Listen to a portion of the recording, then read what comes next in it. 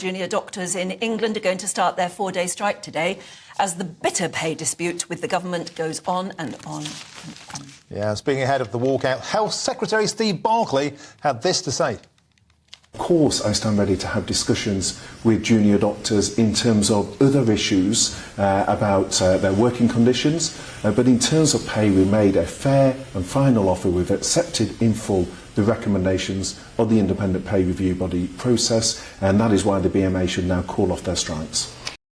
Well, of course, today's strikes are going to happen all over the country. GB News' Yorkshire and Humberside reporter Anna Riley joins us now from outside a picket line, I think, in Leeds. Morning, Anna. Good morning. Yes, I'm here at Leeds General Infirmary at the Junior Doctors picket line here. This is the first of the 4-day strike action, and it's getting a lot of support, as you can hear now. There's a lot of cars coming in and pipping and people supporting the junior doctors here on this picket line. But this is the 5th wave now of strike action from junior doctors, and of course this is having a massive impact on patients. There's going to be thousands more of operations and appointments cancelled due to this strike action. And since it's been going on since December, there's been over 800,000 cancelled appointments and operations. Now, I'm joined by Dr. Vasily Crispy here on the picket line. He's a junior doctor.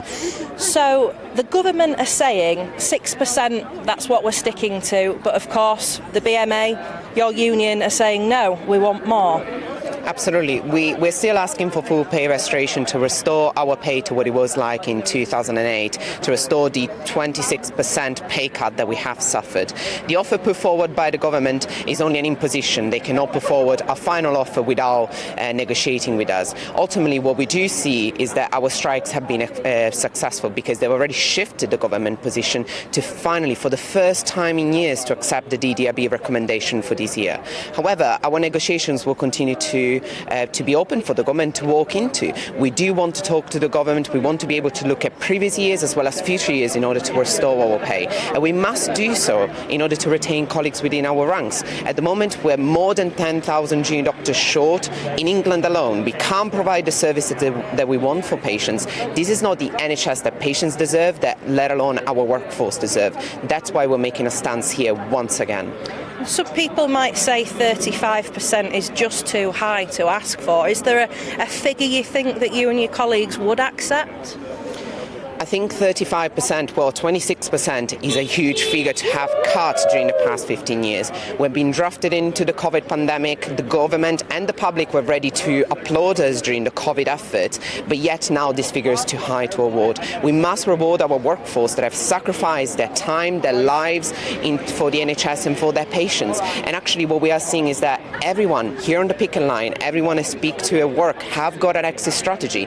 If this dispute is not resolved successfully, they are ready to leave the NHS, they're ready to leave the country, if not the profession. They're looking at New Zealand, Australia, Canada, the States to go to, where simply working conditions are better and the pay is better. Because in those conditions, then we're able to look after our patients in a way that is dignified to them.